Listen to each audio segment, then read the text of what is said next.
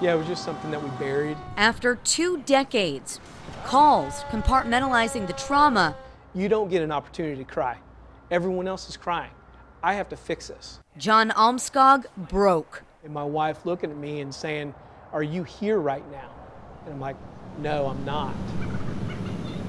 Consumed by memories, doctors diagnosed the Lakeland fire training chief with PTSD. But you can't get it out.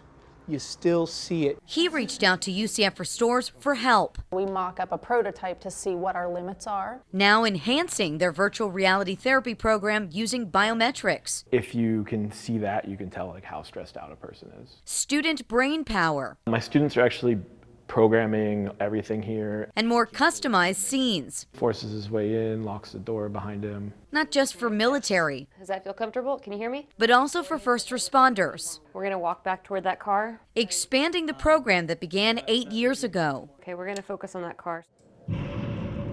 So we're going to make scenes for firefighters, we're going to make scenes for law enforcement. Dr. Deborah Beidel says it's thanks to a second $1 million installment from the U.S. Army. Another $1 million, and she hopes this program goes national. Our goal is not to keep this treatment to ourselves. I needed to do it for me.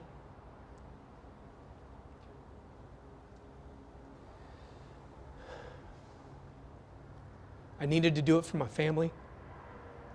But I really needed to do it to come back here and tell my story to all of these men and women, to let them know it's okay. In Lakeland, it is the most important thing we can do. Julie Gargana, Spectrum News 13. It's hard to tell what's what under all that water Wednesday. Sidewalks submerged, roads look like rivers. I could not see, it was so deep. I didn't know it was so deep until I saw the car. Onesis Macias found out when her Jeep flooded out and stopped at El Prado and Ensenada Drive. Crews waded through the water to rescue Macias and her son from the flooded SUV. Yeah, they took my son out of the car on me.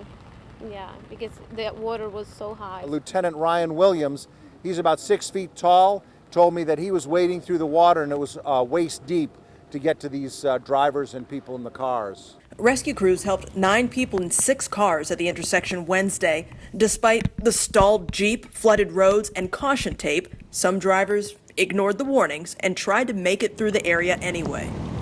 The water came inside my car from the back doors. Macias learned the hard way how important it is to stop when approaching any flooded roads. Watch out, even if your car is 4x4 like mine, you get stuck. It's so bad, it's really bad.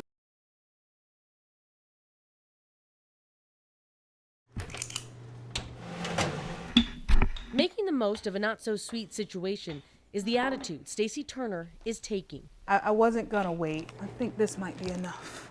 This NASA electrical engineer's plan is to bake her way through the government shutdown. I joke about it a lot, but I just say, come get your shutdown sweets, because that's what it is. Having gone through a few shutdowns now, Turner relies on her dessert baking business, Velvet Confections, to make ends meet. When the government shut down, which has happened at least 3 or 4 times since, I launched a business, I turned it back on to, fulfill my passion. But this time, it's a little different. Not realizing, it would last 33 days at this point.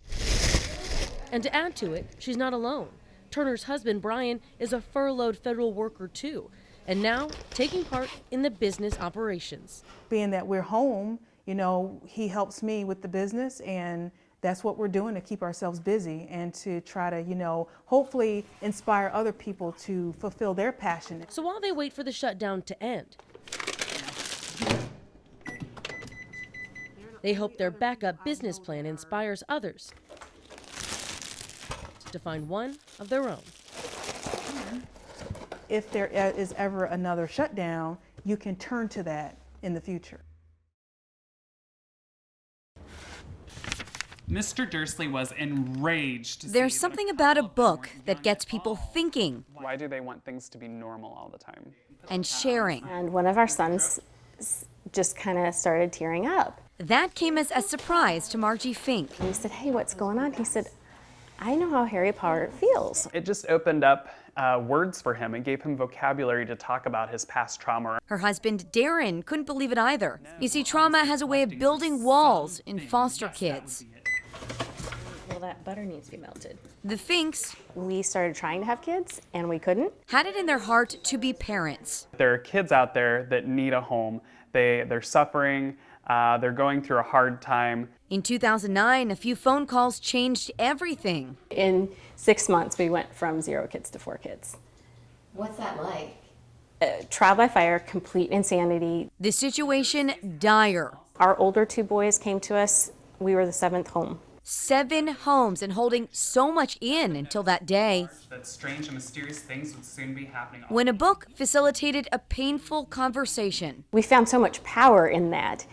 So we did that chapter by chapter. Then more books and media lists shared on a new family blog. It gained so much traction it spawned a nonprofit, Transfiguring Adoption. The word transfigure means to elevate or to make something more beautiful. Now, nearly 24 volunteers help the Finks on their mission, empowering foster and adoptive parents to parent better. 50% of foster parents quit the first year because they feel ill-equipped and overwhelmed. When they quit, those kids bounce to another home. We're talking about helping parents, but it's ultimately impacting kids. Margie and Darren Fink, heroes in the fostering world. I really want to see more parents being able to stay in it for the long haul. This robot goes by many names, Neon light bulb. Tangerine dream. but the all-girl team of STEM whizzes who built it, Up, up, up, up, up. just one. The Circuit Girls. We were there last year as the Circuit Girls swept states, returned victorious from Worlds. Since then, they've lost one teammate, gained another. She's Claire, and she's my sister. 8-year-old Claire. It was kind of hard fitting in at first. But soon, Claire was in the driver's seat too, as the team prepared for another trip to the VEX IQ Robotics World Championships in Kentucky. We were more used to it, so we didn't when we got there, we weren't like, oh no, this is gonna be so nerve-wracking. Old hat for some. You have everyone looking at you, everyone screaming, and I was nervous. Despite nerves, nabbing the prestigious Design Award, the second highest judged award given to only 5 of over 400 teams. We were surprised, really surprised. That was definitely not one of the things we were expecting. It wasn't without a little drama. We accidentally clicked the firmware download button. That erased all the code from our robot's brain. And so we were like, okay, we'll just re-download the code. We looked at the code. It was very old. We started freaking out.